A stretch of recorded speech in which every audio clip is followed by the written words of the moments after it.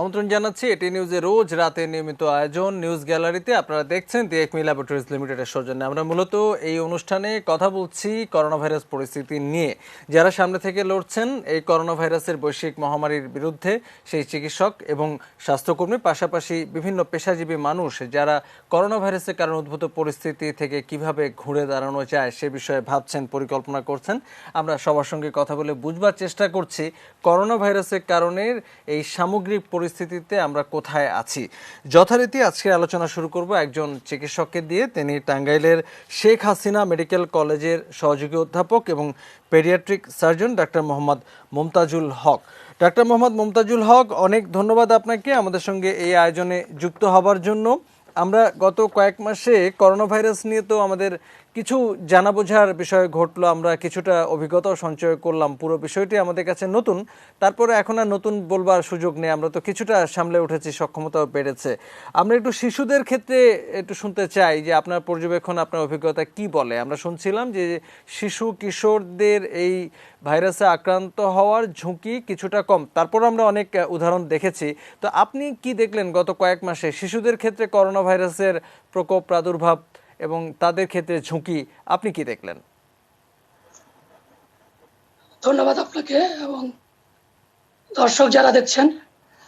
আসলে এখন এই যাবৎকালে দেখা যাচ্ছে যে অবস্থা, কোনো বয়সে আসলে করোনা ভাইরাসের ঝুঁকি থেকে মুক্ত নয়। সব বয়সী সব মানুষই এতে আক্রান্ত হচ্ছে।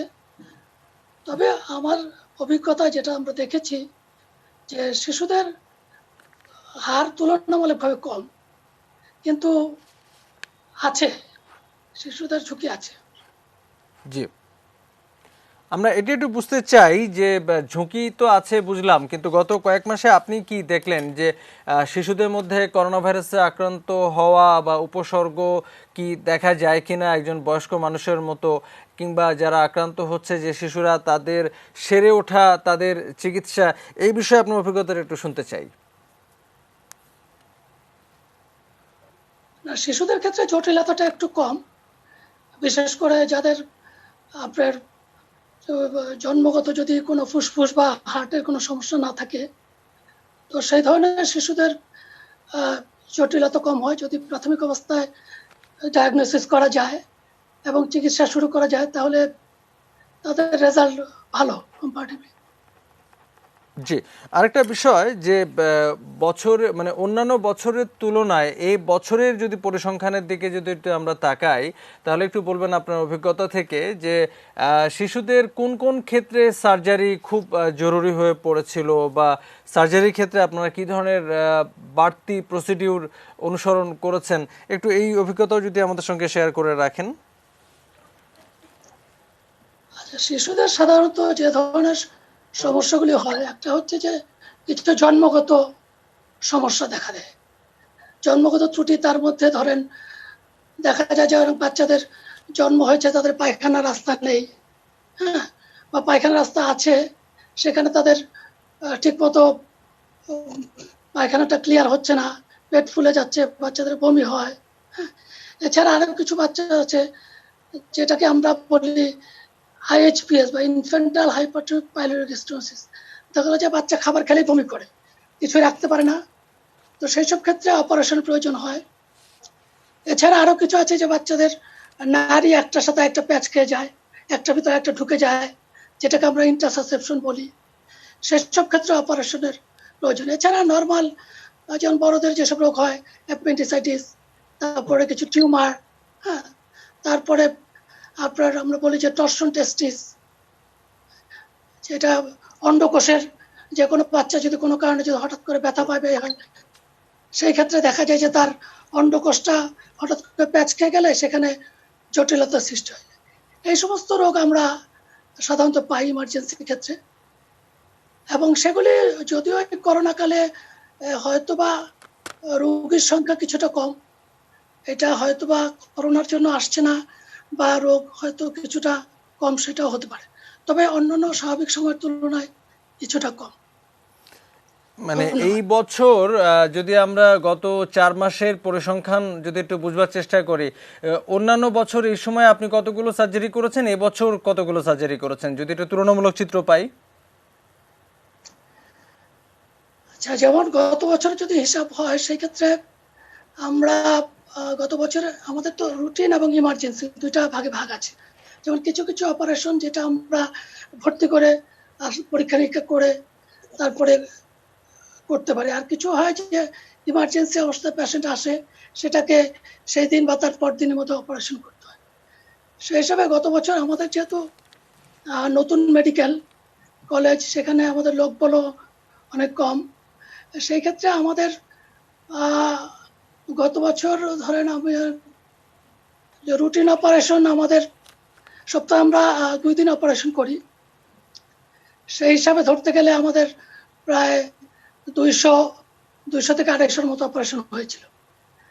জি, আচ্ছা, আরেকটা বিষয় যে আমরা এরকমটা দেখছি যে বড়দের ক্ষেত্রে যারা করোনা ভাইরাসে আক্রান্ত হচ্ছেন তারা হয়তো করোনা পজিটিভ থেকে করোনা নেগেটিভ হচ্ছেন 2 সপ্তাহ পরে, কিন্তু অনেকের হয়তো কিছুটা দুর্বলতা থেকে যাচ্ছে বা ফুসফুসে এক ধরনের নিউমোনিয়া ধরনের এক ধরনের উপসর্গ রয়ে যাচ্ছে, যেটি তাকে দীর্ঘমেয়াদী এক ধরনের হয়তো ভোগান্তিতে ফেলছে।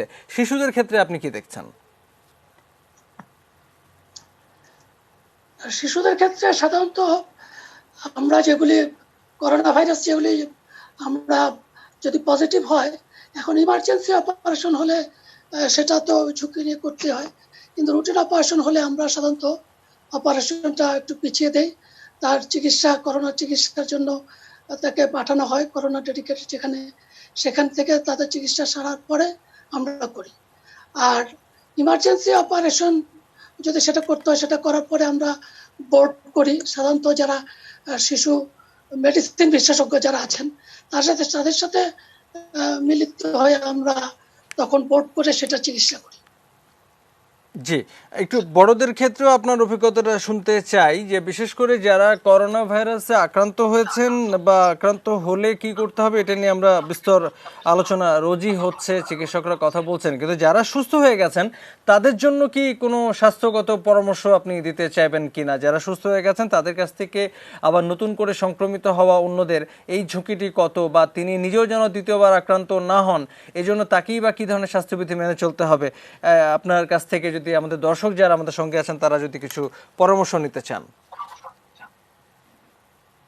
আচ্ছা, এটা খুবই রিসেন্টলি আমরা এটা লক্ষ্য করছি, যেটা খুবই উদ্বেগজনক যে একজন সেরে ওঠার কয়েকদিন পরে আবার তিনি আক্রান্ত হচ্ছেন।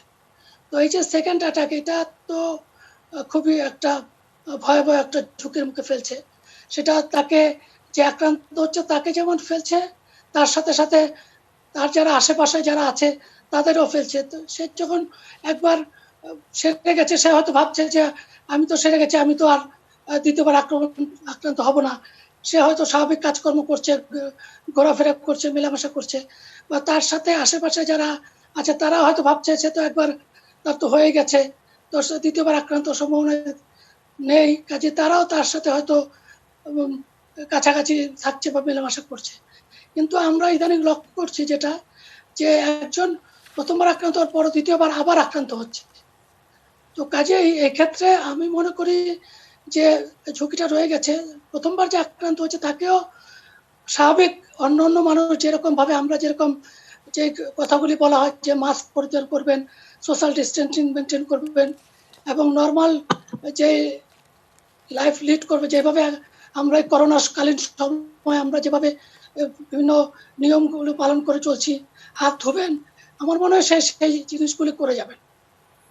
এই সতর্কতা, এই স্বাস্থ্যবিধি মেনে চলা আসলে একটি দীর্ঘ দিনের ব্যাপার এবং আমরা নিশ্চয়ই আসলে এই সতর্কতা মেনে চলবো। ডক্টর মমতাজুল হক, আপনাকে অনেক ধন্যবাদ আমাদের সঙ্গে এই আলোচনায় যুক্ত হওয়ার জন্য। ধন্যবাদ আপনাকে। কথা বলছিলাম টাঙ্গাইলের শেখ হাসিনা মেডিকেল কলেজের সহযোগী অধ্যাপক এবং pediatric surgeon doctor Mohammad Momtazul হকের সঙ্গে। আমরা আরো দুজন অতিথির সঙ্গে আলাপ করতে চাই, ছোট্ট একটা বিরতি নিয়ে ফিরে এসে সঙ্গে থাকবেন।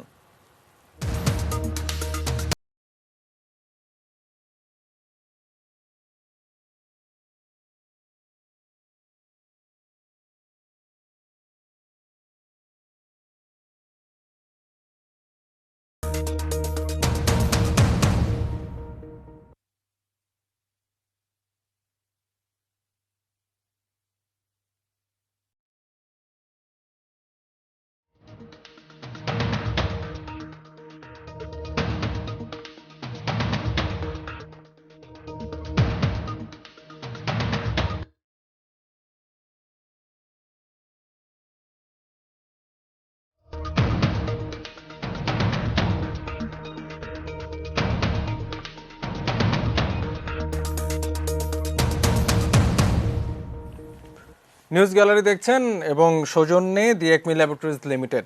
আমরা কথা বলছি করোনা ভাইরাস পরিস্থিতি নিয়ে এবং দেশে দেশের বাইরে যারা কাজ করছেন এই পরিস্থিতি থেকে ঘুরে দাঁড়ানোর জন্য আমরা সেই বিষয়গুলো নিয়ে বিভিন্ন পেশাজীবী মানুষের সঙ্গে আলাপ করছি, বুঝবার চেষ্টা করছি সামগ্রিক পরিস্থিতিতে আমরা ঠিক কোথায় আছি। আমরা করোনা ভাইরাসের কারণে যে বৈশ্বিক মহামারী এর কারণে যে উদ্ভূত পরিস্থিতি তাতে বিভিন্ন অর্থনীতির বিভিন্ন খাত কম বেশি ক্ষতিগ্রস্ত হয়েছে। বহু মানুষ জীবিকার অনিশ্চয়তায় পড়েছেন, কর্মহীন হয়ে পড়েছেন, কিন্তু আবার এই পরিস্থিতির কারণে নতুন কিছু সম্ভাবনা এবং সুযোগও তৈরি হয়েছে যা হয়তো ভবিষ্যতের নিউ নর্মাল বা নতুন বাস্তবতায় আমাদেরকে কিছুটা নতুন করে সুযোগ এবং সম্ভাবনা তৈরি করে দেবে। আমরা দেখছি যে বিশ্বের অন্যান্য দেশের মতো বাংলাদেশেও তথ্য প্রযুক্তি কেন্দ্রিক সেবা খাত এবং পণ্য খাত এখানে বিপুল সম্ভাবনার একটি জায়গা তৈরি হয়েছে। আমরা নিয়মিতই কথা বলছি এই তথ্য প্রযুক্তি কেন্দ্রিক সেবা খাতের সঙ্গে যারা কাজ করছেন, যারা উদ্যোক্তা, আমরা তাদের সঙ্গে আলাপ করবার চেষ্টা করছি। আজকে আমরা যুক্ত হতে চাই অন্যরকম গ্রুপের চেয়ারম্যান মাহমুদুল হাসান সোহাগ, তিনি আমাদের সঙ্গে আছেন। মাহমুদুল হাসান সোহাগ, অনেক ধন্যবাদ আমাদের সঙ্গে এই আলোচনায় আপনাকে যুক্ত করতে পেরে। আপনি আমাদের পুরনো সুহৃদ। আমরা করোনা ভাইরাসের কারণে মোটামুটি গত কয়েক মাসে দেখলাম যে বহু মানুষ যেরকম অনিশ্চয়তা পড়েছেন জীবিকার, আবার একই সঙ্গে অনেক নতুন সম্ভাবনাও তৈরি হয়েছে। আমরা গত কয়েক সপ্তাহ বিশেষ করে একটু বুঝবার চেষ্টা করছি যে বাংলাদেশের যে তরুণ প্রাণ যারা তথ্য প্রযুক্তি খাত নিয়ে কাজ করেন, বিভিন্ন পর্যায়ে যাদের কোনো না কোনোভাবে তারা পেশাজীবী হিসেবে যুক্ত আছেন, তো তাদের এক ধরনের তৎপরতা আমরা দেখছি যে এই সুযোগটাকে, এই সম্ভাবনাটাকে কাজে লাগানোর জন্য।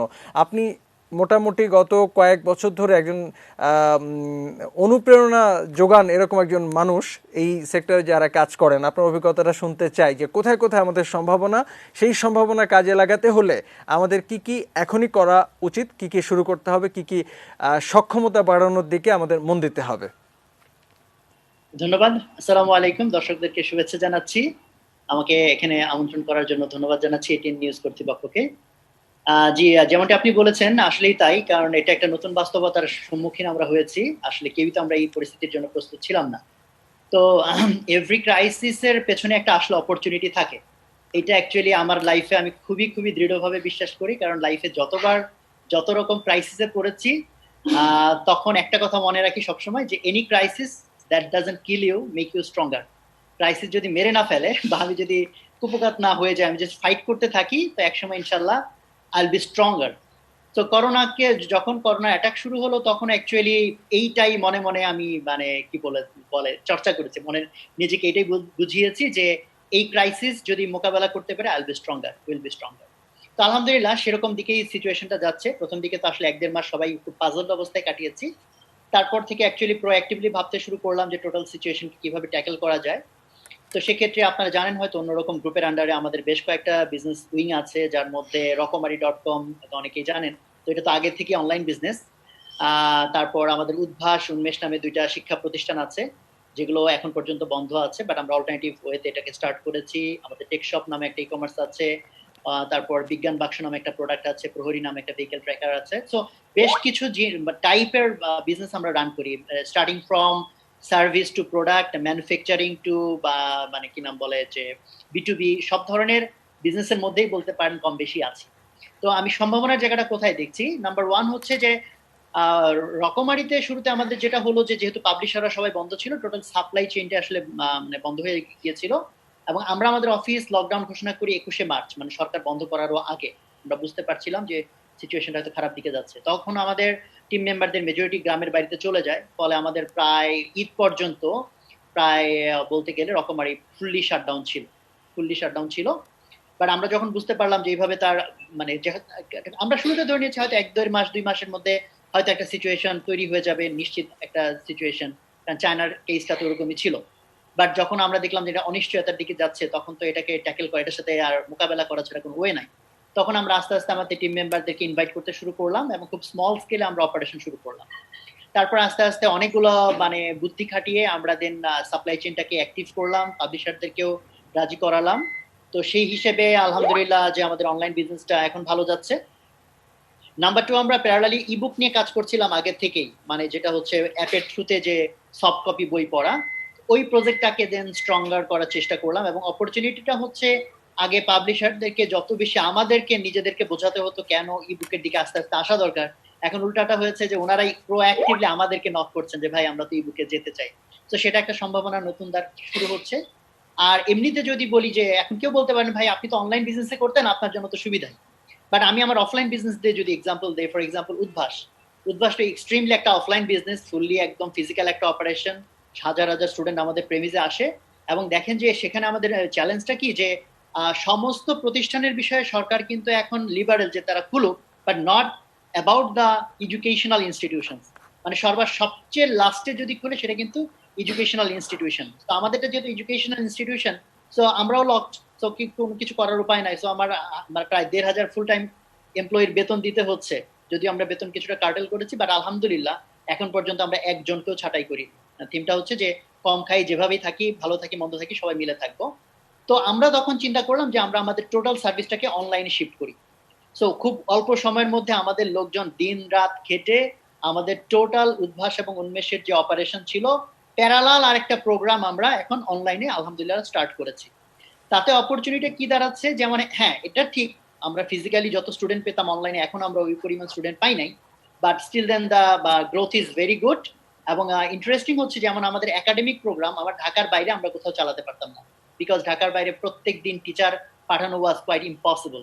তো সেখানে দেখেন আমার এখন অনলাইন প্রোগ্রামে প্রায় 64টা জেলা না হলো আই থিঙ্ক 40টা জেলার স্টুডেন্টরা একসাথে ক্লাস করছে, যে স্টুডেন্টকে আগে আমার পক্ষে সার্ভ করা সম্ভব ছিল না। সেই সাথে এখন আমাদের ক্লাসগুলো আরো অনেক বেশি ইন্টারেক্টিভ হচ্ছে। আমরা নিজেরাই শুরুতে স্কেপটিক্যাল ছিলাম যে অনলাইনে ক্লাসগুলো কতটুকু সুন্দর হবে বা না হবে, বাট অনলাইনে আসলে এত বেশি অ্যাডভান্টেজ আছে, স্টুডেন্টরাও হ্যাভ স্টার্টেড এনজয়িং। এবং আমরা এভরি ক্লাসে যখন আমরা জরিপ নিচ্ছি, জরিপ করাও খুব সোজা, 30 সেকেন্ড আমরা পুরা যদি স্টুডেন্ট এক ক্লাসে 500 স্টুডেন্টও থাকে 1 মিনিটে আমরা জরিপ করে ফেলতে পারতেছি। প্রায় অ্যারাউন্ড 80% স্টুডেন্ট মনে করছে যে ফিজিক্যাল ক্লাসের চেয়ে ইভেন অনলাইন ক্লাস বেশি ইফেক্টিভ হচ্ছে, তারা অনেক বেশি ইন্টারেক্ট করতে পারতেছে। সো এই যে ট্রান্সফরমেশনটা, এটা কিন্তু অ্যাকচুয়ালি আমাদেরকে, আমরা মনে করছি আমাদেরকে নেক্সট পরবর্তী সময়ের জন্য আমাদেরকে একটা বড় অ্যাডভান্টেজ দিল, যে আমরা একটা নতুন উইন্ডো ওপেন করতে পারলাম। আপনি মোটামুটি গত কয়েক মাসে আপনার অভিজ্ঞতা থেকে আসলে যা বললেন সেখান থেকে কিন্তু আমরা আসলে শুধু অন্যরকম গ্রুপের যে ইন্টারনেট বা অনলাইন ভিত্তিক যে সেবা বা পণ্য, শুধু এটা না, আমরা আসলে সামগ্রিক একটা চিত্র আসলে হয়তো পেয়ে গেলাম। আমরা যে বিষয়টি দেখছি যে গত কয়েক বছর এক ধরনের বিপ্লব হচ্ছে বাংলাদেশে, সেটি হলো যে আমরা ছোট বড় অনেক রকম স্টার্ট আপ দেখছি, যে তরুণ যারা চাকরির সন্ধানে একসময় হয়তো পড়াশোনা শেষ করে চাকরি খুঁজতো, তারা এখন উদ্যোক্তা হবার স্বপ্ন দেখছে, নিজেদেরকে সেভাবে করে পিটে নিচ্ছে। তো আপনি কিছুটা মানে আগে শুরু করেছেন এবং পথ দেখাচ্ছেন বহু বছর ধরে। আমরা যে নিউ নর্মালের কথা শুনছি, নতুন বাস্তবতার কথা শুনছি, সেটি আসলে এই সুযোগটাকে যদি আমাদের কাজে লাগাতে হয় দেশে এবং দেশের বাইরের বাজার ধরবার ক্ষেত্রেও, সেক্ষেত্রে কোন কোন বিষয় নিয়ে আমাদের আসলে কাজ করবার দরকার, সেটি সরকারের নীতি সহায়তা হোক কি আমাদের যারা পেশাজীবী বা কর্মী তাদের দক্ষতা বাড়ানো হোক, আপনার কাছে কোন কোন বিষয় ধরা পড়ে? প্রথমে তো হলো যে আমি বলবো যে আমাদের নিজেদের যে অ্যাটিটিউড মাইন্ডসেট এবং হচ্ছে স্কিল সেট, দুইটা জিনিস কিন্তু, অ্যাটিটিউড বা মাইন্ডসেট এন্ড স্কিল সেট।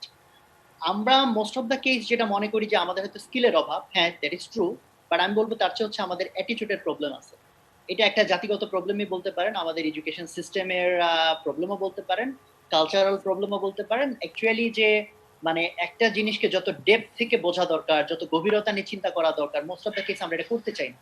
কারণ একজন উদ্যোক্তা কিন্তু শ্যালো ওয়েতে থিঙ্কিং করে জাস্ট একটা মানে র্যান্ডম জিনিস সে চিন্তা করলো আর হয়ে গেল, এটা কিন্তু সম্ভব না। তো আমাদের যেটা হয় কি, ছোটবেলা থেকে হয়তো কি হয়, আমরা পড়ালেখার গভীরে ঢুকতে চাই না, শর্টকাটে একটু পড়ালেখা করে সামহাও নাম্বার পেলে আমরা হয়তো খুশি হয়ে যাই, সামহাও রেজাল্ট ভালো করলে হয়তো আমরা মনে করছি ঠিক আছে। ফলে এটার একটা কনসিকুয়েন্স হচ্ছে যখন আমাকে literally I have to build something, তখন কিন্তু ওই ভাষা ভাষা জিনিস দেওয়া জিনিসটা হবে না। তাহলে আমাদের এই মধ্যে এই ঝোঁকটা খুব মানে আমি বলবো একটু নেগেটিভ, যে আমাদের ভাষা ভাষা অতি দ্রুত শর্টকাটে কিছু করার যে প্রবণতা, এইটা আমাদের জন্য খুবই ড্যামেজিং।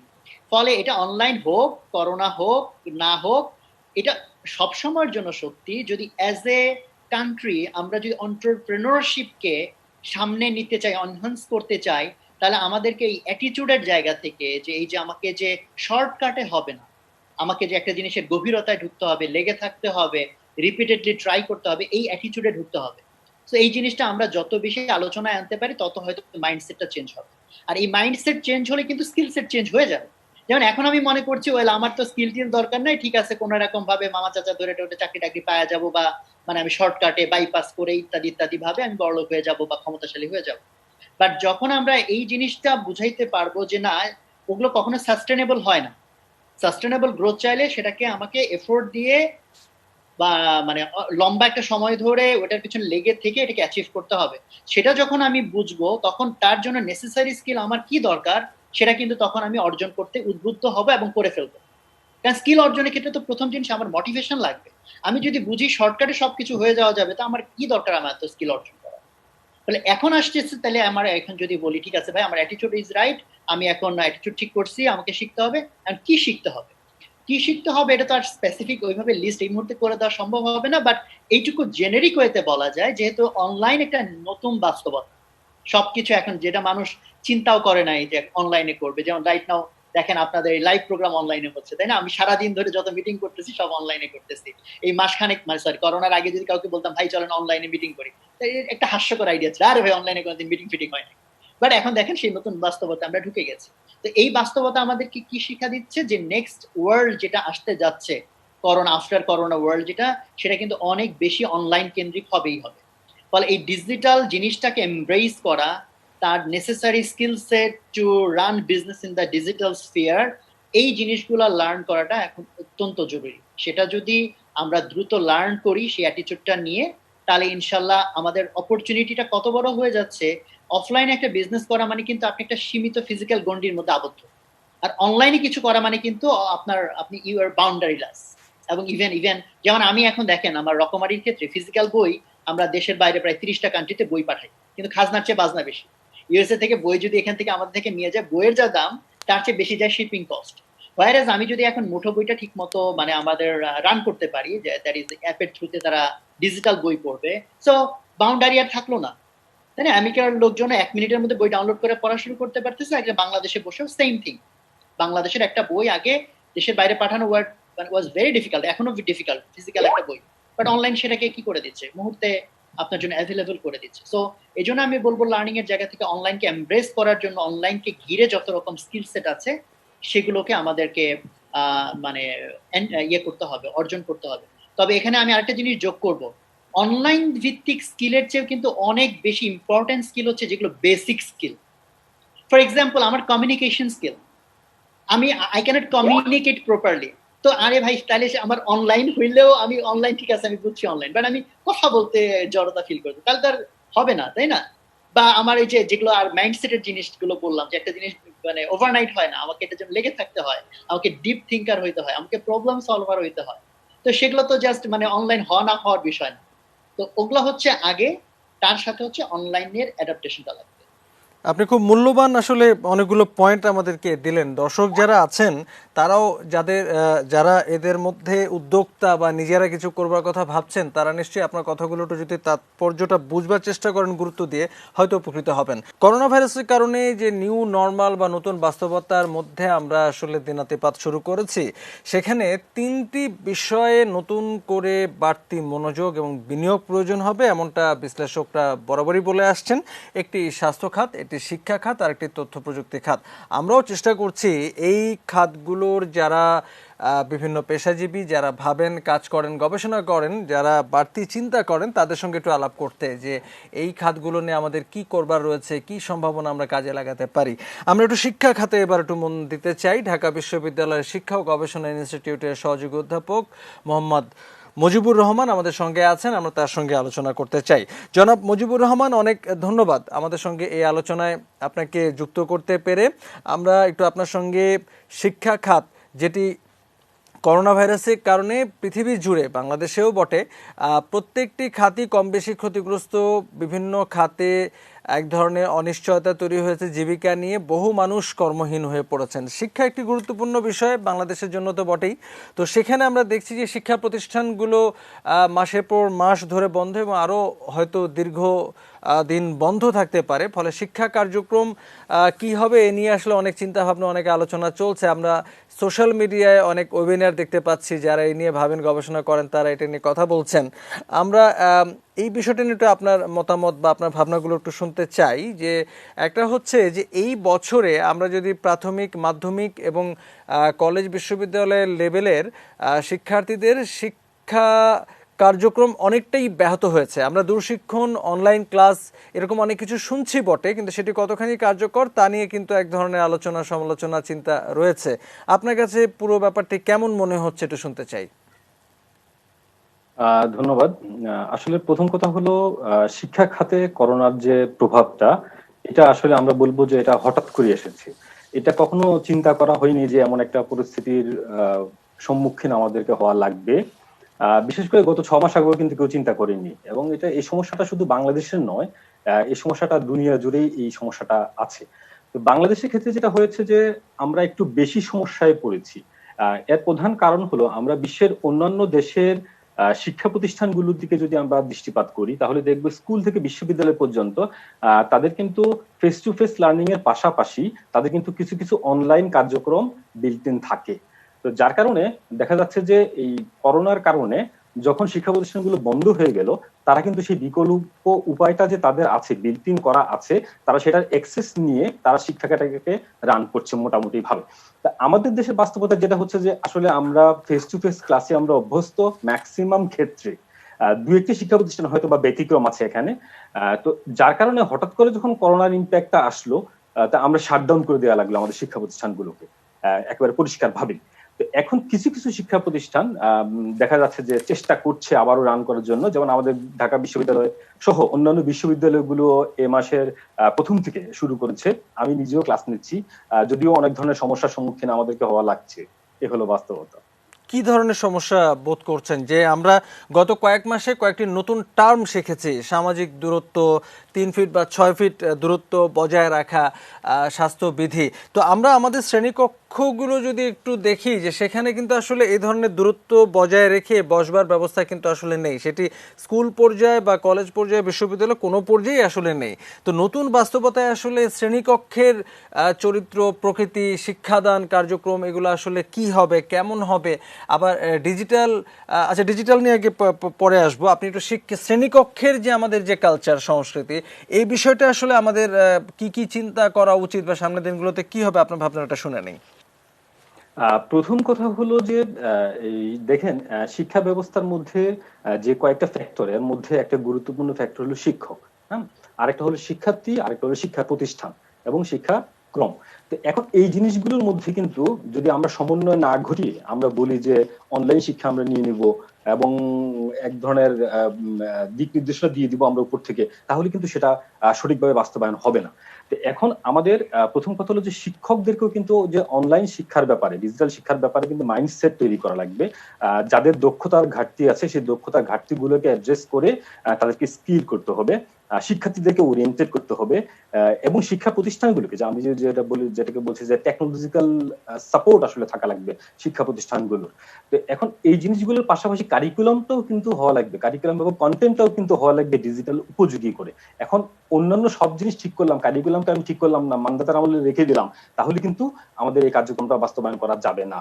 এখন আপনি একটা প্রশ্ন করেছিলেন যে কি কি সমস্যার সম্মুখীন হচ্ছেন। তো যেমন আমি নিজেও হচ্ছি, যে যেমন একটা উদাহরণ যদি আপনাকে দিই, আমার একটা ক্লাসে শিক্ষার্থীর সংখ্যা হলো 65 জন। তো দেখা যাচ্ছে যে আমি 3টা ক্লাস নিলাম, তো এর মধ্যে দেখা যাচ্ছে যে একদিন ছিল 38 জন, আরেকদিন 40 জন, আরেকদিন 42 জন। তো তার মানে দেখেন একটা বড় অংশ কিন্তু বাইরে থেকে যাচ্ছে। এবং কোন স্টুডেন্ট আমাকে দেখাচ্ছে যে স্যার দেখেন, এই যে বন্যার মধ্যে আছি, নৌকার মধ্যে এসে পানি দেখাচ্ছে বন্যার, যে নেট পাচ্ছি না, কারেন্ট নাই 2 দিন ধরে, কোনো মতে আপনার ক্লাসটা করার জন্য মোবাইলটাকে চার্জ দিয়ে রাখলাম, তারপর ডেটার সমস্যা হচ্ছে, একটু পর পর কেটে যাচ্ছে, তারপর আমি যে জুমে কানেক্ট করে নিচ্ছি, দেখা যাচ্ছে 40 জন আবার 30 জন হয়ে যাচ্ছে, মানে তার ডিসকানেক্ট হয়ে যাচ্ছে, আবার তাদেরকে আমি অ্যাকসেপ্ট করছি। তো এখন এই ডেটার এই জায়গাগুলোতে সমস্যা হচ্ছে, এবং যে ডিভাইস গুলো, যে একটু উন্নত মানের ডিভাইস যে আমরা ব্যবহার করব, সেই সুযোগটা কিন্তু হচ্ছে না। অধিকাংশ শিক্ষার্থীদের পক্ষে কিন্তু সেটা সম্ভব হচ্ছে না, আমি বিশ্ববিদ্যালয়গুলোর কথা বলছি। আর আরেকটা জিনিস যে আমি যেটা বলবো, যে আমার কলিগদের সাথে আমি কয়েকজনের সাথে কথা বলেছি বিভিন্ন সময়, কেউ কেউ দাবি করছেন যে অর্ধেকের মতো মাত্র তারা পাচ্ছেন শিক্ষার্থী।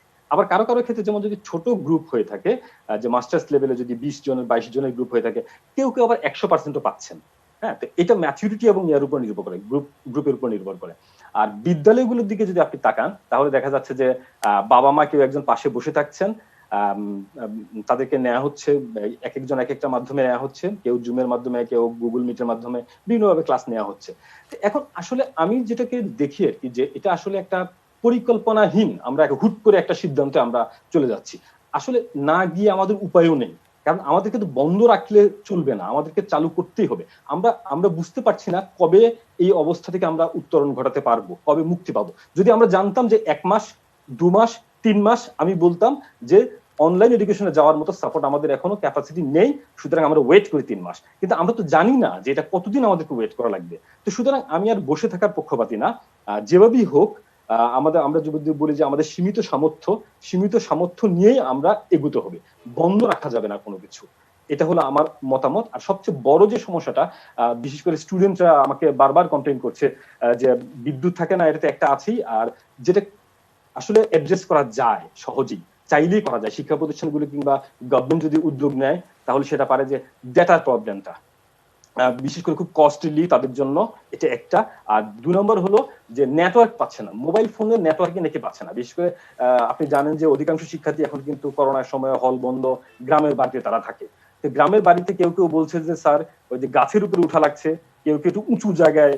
এটা হচ্ছে একটা বাস্তবতা, এই বাস্তবতা তো আসলে অস্বীকার করার উপায় নেই। কিন্তু আপনি যে বলছিলেন যে এই সমস্যাগুলো আসলে কিভাবে সহাবস্থানে রেখে আসলে একটা কার্যকর একটা পদ্ধতি গড়ে তোলা চায়, তো গত কয়েকদিনের অভিজ্ঞতা থেকে আপনার কাছে কি মনে হচ্ছে যে এই পুরো ব্যাপারটাকে কিভাবে আরো বেশি অর্থবহ, কিভাবে কার্যকর করে তোলা যায়? আবার এটি তো আসলে ক্লাস করানো যেমন একটি বিষয়, আবার তাদের মূল্যায়ন পদ্ধতিও তো আসলে একটি ভেবে ঠিক করতে হবে। অনলাইনে আসলে তাদের পরীক্ষা বা অন্যান্য শিক্ষা গ্রহণের যে মূল্যায়ন, সেটিই বা কিভাবে হবে, এ বিষয়ে কি কোনো ভাবনা চিন্তা হচ্ছে কিনা বা হয়েছে কিনা? যেমন এই পর্যন্ত আমরা যতটুকু জেনেছি, যে বিশ্ববিদ্যালয়ের যে নির্দেশনা, যে আপাতত ক্লাস নেওয়া এটাই হলো গুরুত্বপূর্ণ। এক্সামের বিষয়টা এখনই কোনো সিদ্ধান্ত হয়নি আমি যতটুকু জানি। তো এক্সামের বিষয়টা পরে সিদ্ধান্ত নেওয়া হবে, অবস্থা বিবেচনা করে, ভবিষ্যৎ অবস্থা বিবেচনা করে। কারণ এই যে আপনাকে বললাম 65 জনের মধ্যে কানেক্ট হতে পারছে 40 জন, বাকি বাকি যে আমার স্টুডেন্টরা পারছে না, তাদের আমি কিভাবে মূল্যায়ন করব? এখন এটা একটা বড় প্রশ্ন থেকে যাচ্ছে। তো সুতরাং আমাদের মনে হয় যে, আপনাকে যে কথা বলছিলাম, যে শিক্ষক, শিক্ষার্থী, শিক্ষা প্রতিষ্ঠান এবং শিক্ষাক্রম, এবং আমরা যদি মূল্যায়নটাকে অ্যাড করে নেই, এই সবকিছু সমন্বয়ে একটা গবেষণা ভিত্তিক একটা পরিকল্পনা আমাদের নেওয়া দরকার, এবং সুদূর প্রসারী সেটা নেওয়া দরকার। নিয়ে আমরা এই করোনাকালীন সময়ে কিংবা করোনোত্তরকালীন সময়েও আমরা কিন্তু চাইলে এই অনলাইনটাকে আমরা ব্যবহার করতে পারি। আমরা যদি একটু স্কুল কলেজের দিকে যদি একটু তাকাই, সেখানে বিপুল সংখ্যক শিক্ষার্থী, যেখানে আসলে কিছুদিন আগেও আমরা প্রাথমিক স্তরে ঝরে পড়ার হার, শিক্ষার্থী ঝরে পড়ার হার ঠেকানোর জন্য আমরা নানা রকম উদ্যোগের কথা ভাবছিলাম। তো এখন পরিস্থিতির কারণে নিশ্চয়ই ঝরে পড়ার হার অনেক বেড়ে গেছে। তো এরকম পরিস্থিতিতে স্কুলগুলো তো খুলছে না, এবং ডিজিটাল পদ্ধতিতে যে দূরশিক্ষণ পদ্ধতিতে যে শিক্ষাদান কার্যক্রম চলছে, সেটি কতখানি অর্থবহ বা কার্যকর তা নিয়েও অভিভাবকরা এক ধরনের অসন্তুষ্টি প্রকাশ করছেন, আমরা সেরকমটি আসলে দেখছি। আমরা তাহলে কি করা উচিত আমাদের বাংলাদেশের প্রেক্ষাপটে, যদি একটু দেশের বাইরের বিভিন্ন উদাহরণকে যদি আমরা একটু আমাদের এখানে নিতে চাই, ধারণ করতে চাই, তাহলে কি কোনো পথ কি আমাদের সামনে আছে? শিক্ষা গবেষণা ইনস্টিটিউটে আপনারা তো শিক্ষার নানা দিক নিয়ে গবেষণা করেন, ভাবেন, চিন্তা করেন, পরিকল্পনা করেন, আপনারা কি ভাবছেন? যেমন প্রথমত যে আমি যেটা আপনাকে প্রথমে বলেছি, যে এখনই মানে পুরো মাত্রায় অনলাইন এডুকেশনে যাওয়ার মতো ক্যাপাসিটি আমাদের নেই। তো এখনকার বাস্তবতা, যেমন আমাদের যে সম্ভবত ভুটান, যে একটা এক্সাম্পল আছে, ওদের চমৎকার একটা এক্সাম্পল আছে। ওরা হলো এরকম যে বলছে যে, ফর এক্সাম্পল যদি 50 জন স্টুডেন্ট থেকে থাকে, তাহলে তারা টাইম শিফট ভাগ করে দিয়েছে। ভাগ করে দেওয়ার ফলে বলছে 25 জন এই সময় আসবে, 25 জন অন্য সময় আসবে। তাদেরকে বলা হচ্ছে যে বাড়ি থেকে যে তারা বসার যে ইয়াটা, যেমন আমরা যে মাদুর কিংবা যে অন্যান্য যে সামগ্রীর কথা বলি, তারা মাদুর নিয়ে আসছে, তারা 3-4 ফিট দূরে দূরে বসছে, সেভাবে তারা ক্লাস নিচ্ছে কিন্তু ভুটান। তো এখন আমরা এই এক্সাম্পলটা আমরা গ্রহণ করতে পারি চাইলে ইজিলি। আর আরেকটা বিষয় হলো যে অনলাইনের বিষয় কিন্তু আমাদের যাওয়া লাগবেই। আমি জানি যে সীমাবদ্ধতা আছে, কিন্তু এই সীমাবদ্ধতা অতিক্রম করে আমাদেরকে যেতে হবে, এবং হুটহাট করে গেলে হবে না। আমি কিন্তু এই পর্যন্ত কোনো যে আমরা যদি বলি যে ইন্টিগ্রেটেড যে কোনো গবেষণা, ইনডেপথ কোনো গবেষণা কিন্তু দেখছি না, আমরা হুটহাট নির্দেশনা দেখছি যে এই করা লাগবে সেই করা লাগবে। আর এক্সামের কথা যেটা বলছেন যে অনলাইন সারা দুনিয়া ব্যাপী তো নিচ্ছে, যেমন আমরা ইভেন আমরা ক্লাসরুমে আমরা দেখেছি যে আমাদের বাস্তবতায় আমরা দেখেছি যে ওপেন বুক টেস্ট আছে, তারপরে হলো যে কুইজ আছে, বিভিন্ন ধরনের টেস্ট হতে পারে। তো এখন এই অনলাইনে যদি আপনি অফলাইনের মতো করে যদি এক্সামের বিষয়টা নিয়ে আসেন এখানে, তাহলে কিন্তু এটা মোটেই কার্যকর হবে না। সুতরাং অনলাইনকে বিবেচনায় রেখেই কিন্তু এক্সামের বিষয়টাকে আপনাকে আনতে হবে, মূল্যায়নের বিষয়টা বিবেচনা করা লাগবে আমাদেরকে। শিক্ষা নিয়ে আসলে আমাদের এই আলোচনাটি একটি আলোচনাতে শেষ হবার নয়, আমাদের এই আলোচনাটি অব্যাহত রাখতে হবে। আমরা নিয়মিত আলোচনাটি করব এবং নিশ্চয়ই একটি পথ কার্যকর এবং অর্থবহ আমাদের সামনে নিশ্চয়ই বেরিয়ে আসবে। জনাব মুজিবুর রহমান, অনেক ধন্যবাদ আমাদের সঙ্গে এই আলোচনায় যুক্ত হবার জন্য।